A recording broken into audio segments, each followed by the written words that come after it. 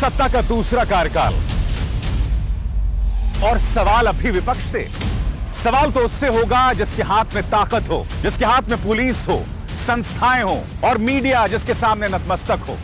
सवाल तो उससे होगा ना। हम लेकर आए खबरों का एक ऐसा शो जिसमें सवाल होंगे सीधे, बेलाग और बेबाक उनसे जो सवालों से बचते हैं, जिनके हाथ में ताकत है। बेबाक सिर्फ द लाइव टीवी पर। द लाइव टीवी, सच सबसे आगे। नमस्कार, आप देख रहे हैं बेबाक। मैं अभिसार शर्मा। चुनाव आयोग इतना पक्षपाती कैसे हो सकता है? खुला खेल फर्रुखाबादी, यानी कि भारतीय जनता पार्टी कोई गुनाह करे तो तुम आंखों पर पर्दा डाल लो। ममता बनर्जी से कोई गुनाह हो जाए या गलती हो जाए तो आप उनके पीछे पड़ जाते हो।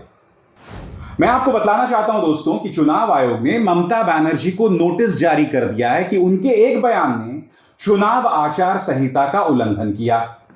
वो बयान क्या है, मैं आपको पढ़ के सुनाना चाहता हूं आपकी स्क्रीन पर। ममता बनर्जी ने कहा, मैं अपने अल्पसंख्यक भाइयों और बहनों से अपील करना चाहती हूं कि वो बीजेपी से पैसा लेने वाले शैतान के बहकावे में आकर अपना वोट न बांट दें। वो बहुत सारे सांप्रदायिक बयान देते हैं और हिंदू मुसलमानों में दंगे कराता है। बीजेपी और सीपीएम के कार्यकर्ता बीजेपी से पैसे लेकर अल्पसंख्यक वोट बांटने का काम कर रहे हैं। यहां पर ममता बनर्जी फुरफुरा शरीफ के मुस्लिम नेता पर हमला कर रही हैं और वो आरोप लगा रही हैं कि ये बीजेपी से पैसा लेकर न सिर्फ मुसलमानों का वोट बांट रहे हैं, बल्कि वो कहीं ना कहीं ये भी अपील कर रही हैं कि आप अपना वोट बंटने ना दें। क्या यह बयान गलत है? क्या यह बयान सांप्रदायिक है? इसकी चर्चा मैं बाद में जाके करूंगा, मगर जो खबर मैं आपके सामने लेकर आया हूं ना दोस्तों, वो बहुत ही धमाकेदार है। और उस खबर को लेकर चुनाव आयोग अपनी तरफ से कोई सख्ती नहीं कर रहा है, क्योंकि आज की तारीख में उससे बड़ी कोई खबर नहीं है। खबर क्या है आपको बताता हूं दोस्तों। मैं आपकी स्क्रीन पर कुछ कैश कूपन्स दिखा रहा हूं। इस कैश कूपन में देखिए दोस्तों, आप प्रधानमंत्री नरेंद्र मोदी की तस्वीर देख सकते हैं। यह है 1000 रुपए का कैश कूपन और ये पश्चिम बंगाल के कई गांवों में गरीब लोगों के पास मिले। यानी कि ये कैश कूपन जिसमें आप ये कूपन दीजिए और बदले में आपको 1000 रुपए मिलेंगे। अब इस पर भारतीय जनता पार्टी नेता शांतनु, आपके स्क्रीन पर यह है बीजेपी के नेता शांतनु, जो कुछ दिनों पहले तक तृणमूल कांग्रेस में थे। इनकी क्या सफाई है दोस्तों, ये आपको बता रहे हैं।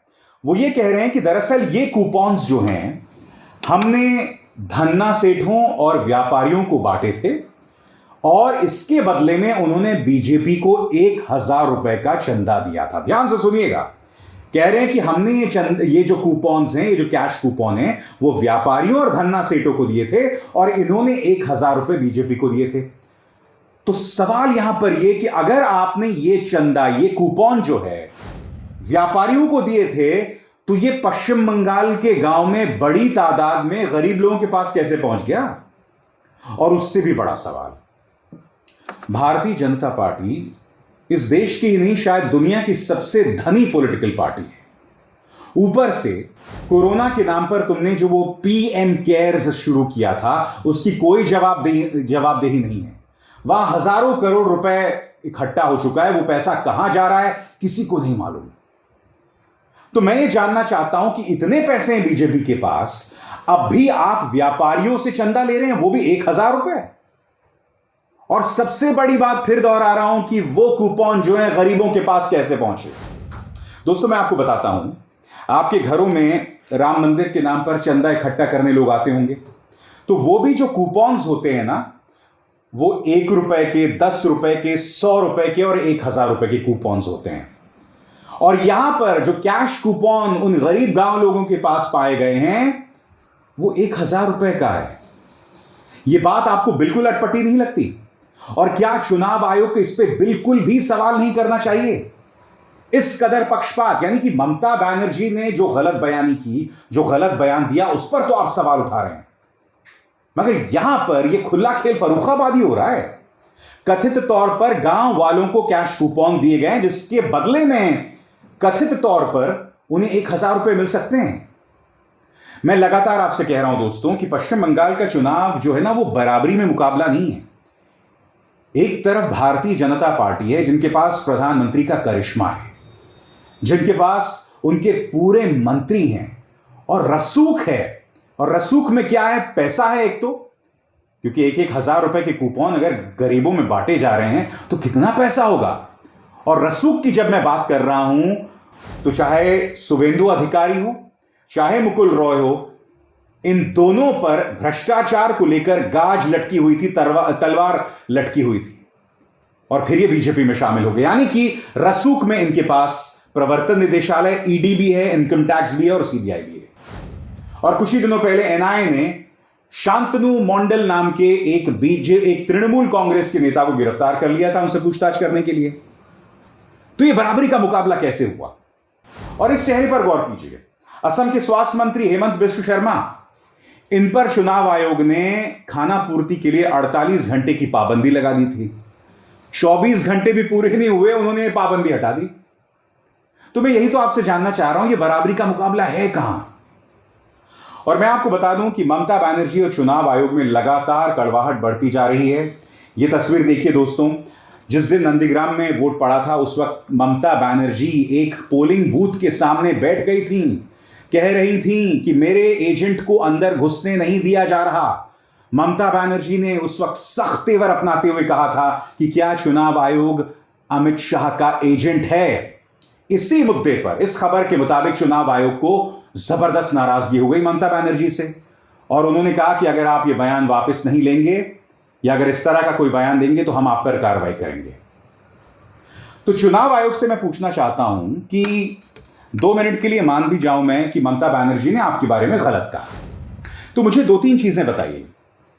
ममता बनर्जी ने कहा कि मेरे चुनावी एजेंट को अंदर घुसने नहीं दिया जा रहा, यह उनका आरोप था। अब दृष्टिभोंगी नाम के वेबसाइट ने एक बातचीत आपको सुनाई थी, और सबसे पहले अगर किसी चैनल पर यह खबर आई थी तो वो बेबाक पर द लाइव टीवी पर आई। दोस्तों खबर क्या थी, ध्यान से सुनिए।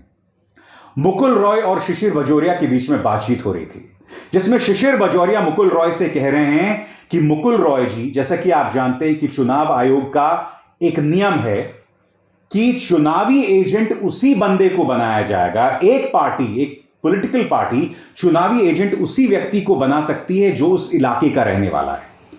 अब चूंकि भारतीय जनता पार्टी के पास पश्चिम बंगाल में पर्याप्त समर्थक है नहीं, तो इन्होंने क्या कहा कि आप चुनाव आयोग से कहिए, शिशिर बजोरिया इस बातचीत में कह रहे हैं कि आप चुनाव आयोग से कहिए कि वो अपने नियमों में बदलाव लाएं, और उसके चलते वो लोग जो हैं किसी भी जगह से, किसी दूसरे इलाके से भी चुनावी एजेंट नियुक्त कर सकते हैं।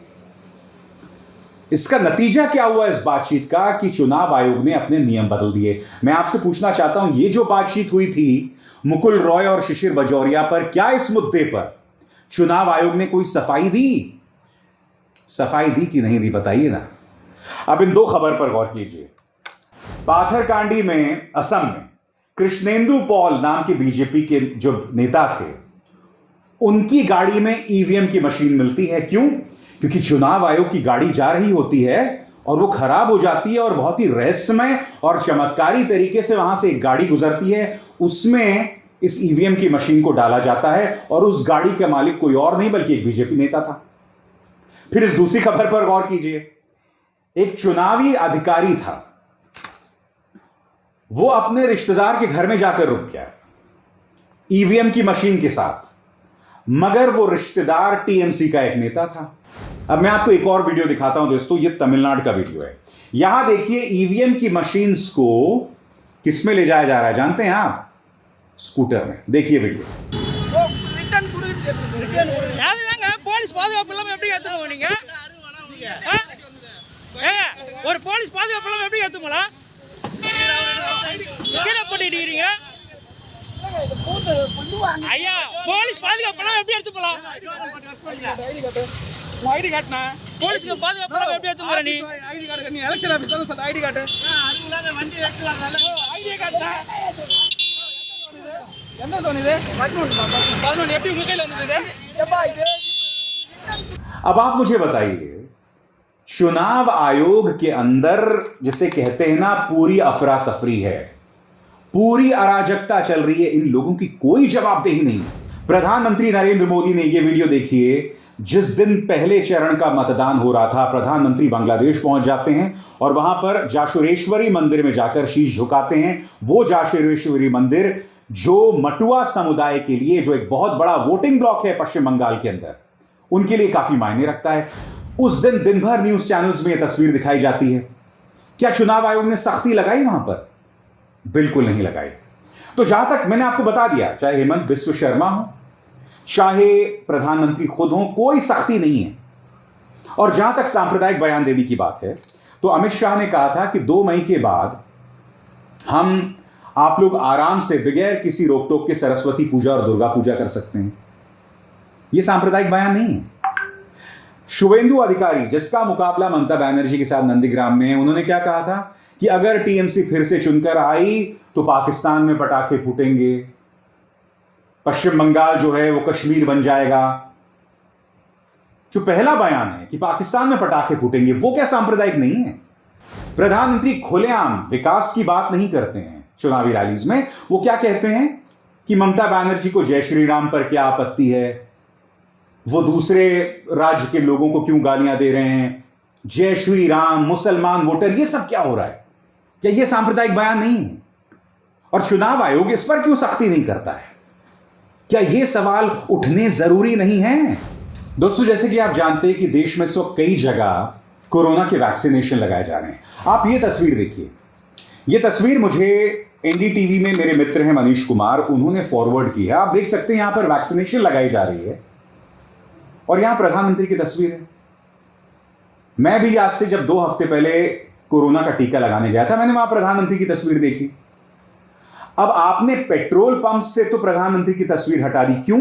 क्योंकि पेट्रोल जो है वो 100 रुपए जा रहा है। चुनाव आयोग ने वहां तो एक्शन ले लिया। तो मैं आपसे जानना चाहता हूं, कोरोना के टीके लगाए जा रहे हैं, लाखों लोगों को टीके लगाए जा रहे हैं, आपने प्रधानमंत्री की तस्वीर वहां से क्यों नहीं हटवाई? वो जो तस्वीर मैंने आपको दिखाई, उस पर एक्शन क्यों नहीं? पेट्रोल पंप से हटा दिया, क्योंकि पेट्रोल पंप में जितनी बार प्रधानमंत्री देखे जाएंगे, देश की जनता उतनी ही नाराज होगी, क्योंकि पेट्रोल के दाम तो 100 रुपए बढ़ रहे हैं। तो वहां पर प्रधानमंत्री का दिखाया जाना जो है खतरनाक है। भारतीय जनता पार्टी के नेता सुनील बंसल, इन्हें कोरोना हो गया दोस्तों। ये तस्वीर देखिए, वो बाकायदा कमरहाटी में चुनावी सभा को संबोधित कर रहे हैं। अब इस तस्वीर में देखिए, वो योगी आदित्यनाथ के साथ खड़े हुए हैं। अब इस तस्वीर में देखिए, योगी आदित्यनाथ चुनावी रैलीज को संबोधित कर रहे हैं। मैं आपसे सवाल पूछना चाहता हूं, चुनाव आयोग क्या वाकई सो रहा है? ये मुद्दे आम आदमी पार्टी भी उठा रही है और आप देख सकते हैं प्रियंका गांधी ने भी इस मुद्दे को उठाया। क्या कहा प्रियंका गांधी, मैं पढ़ के सुनाना चाहता हूं मैं आपको।